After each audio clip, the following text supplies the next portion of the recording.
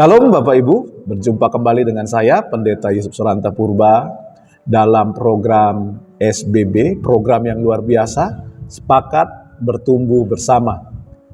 Kita hari ini masuk ke dalam episode yang ke-29.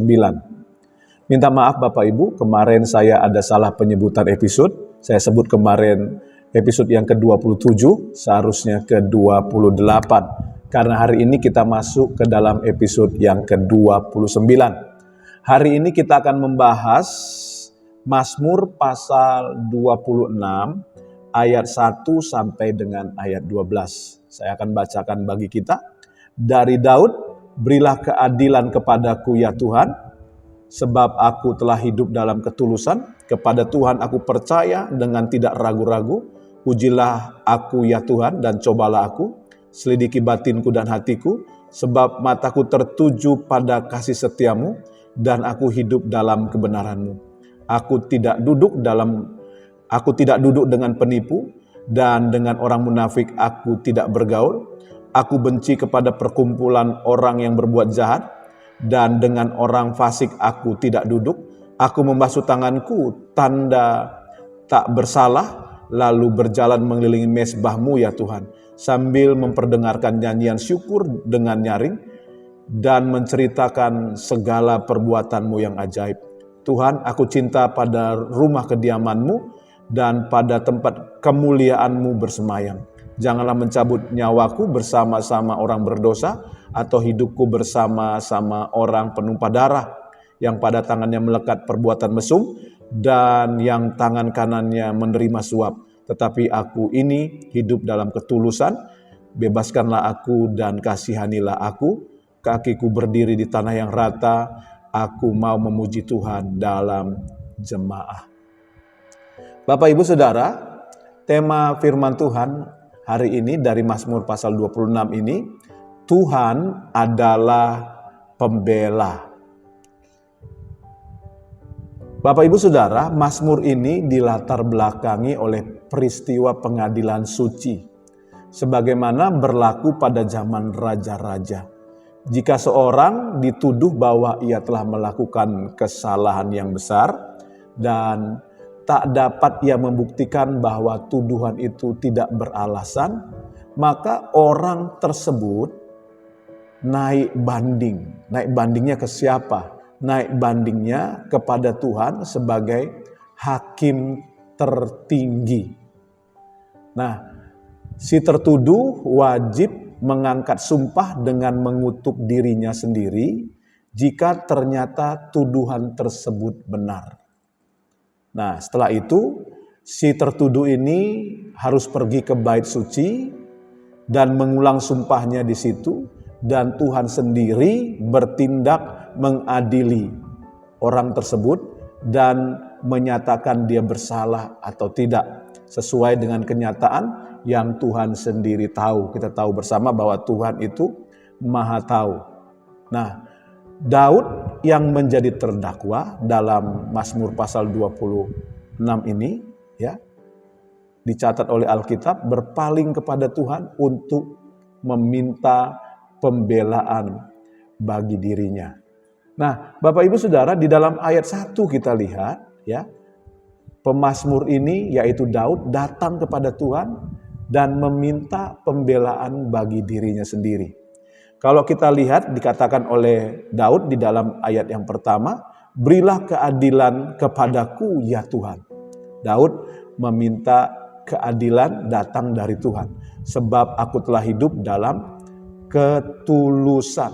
Nah, pelajaran dari ayat 1 ini adalah ketika Anda, saudara dan saya ya,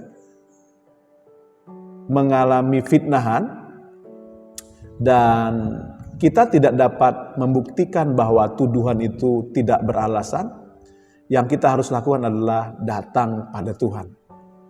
Mintalah pembelaan daripada Tuhan, karena Tuhan itu adalah pembela kita. Daud datang pada Tuhan karena baginya Tuhan adalah sumber keadilan. Tuhan dapat menyatakan dia bersalah atau tidak sesuai dengan kenyataan yang Tuhan sendiri ketahui. Bapak Ibu, di dalam ayat 2-12, Daud meyakini bahwa dirinya tidak bersalah. Tidak melakukan hal yang bercela. Saya pelajarin yang pertama, Daud itu mengatakan bahwa dia itu menjauhi pergaulan yang jahat. Yang kedua, Daud mengatakan bahwa dia tidak melakukan perbuatan-perbuatan jahat. Yang ketiga, Daud mengatakan bahwa dia hidup dalam ketulusan. Yang keempat, Daud mengatakan bahwa dia memelihara kehidupan ibadah yang baik. Yang kelima, Daud mengatakan bahwa dia ini bersaksi menceritakan perbuatan Tuhan yang besar.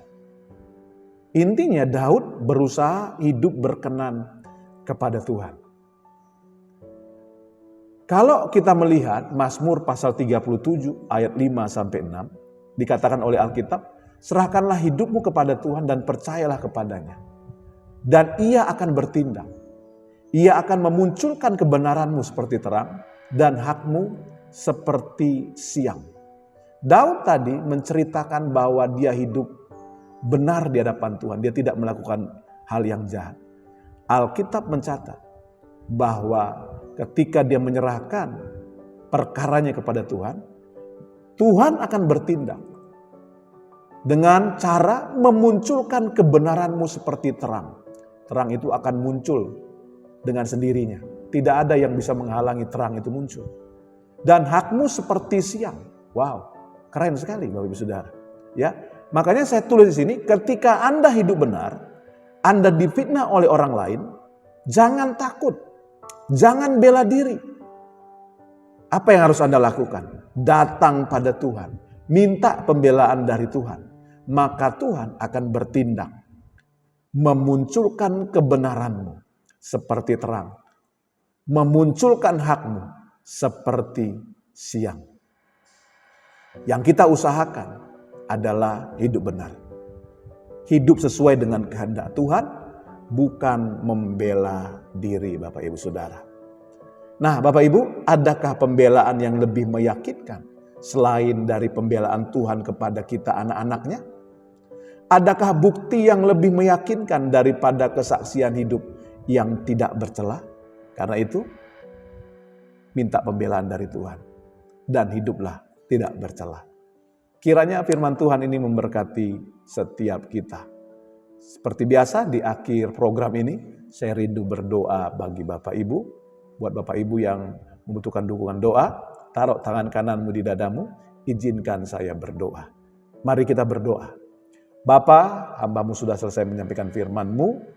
Kau melihat tangan-tangan umat-Mu yang ditaruh di dada mereka, menandakan mereka butuh pertolongan Tuhan. Jamah dan lawat mereka. Kalau mereka sakit, Kau sembuhkan. Kalau mereka lemah, Kau kuatkan. Kalau mereka susah, Kau hiburkan. Kalau mereka berdosa, Tuhan ampuni. Kalau mereka mengalami fitnahan hari ini, Tuhan bela mereka. Dalam nama Tuhan Yesus, kami sudah berdoa mengucap syukur. Kami mengalami mujizat Tuhan. Haleluya. Amin. Bapak Ibu Saudara, kita sudah berdoa, percaya bahwa doa orang benar besar kuasanya. Alami kuasa doa, mujizat dan pertolongan Tuhan. Tetap semangat, tetap sukacita, salam sepakat.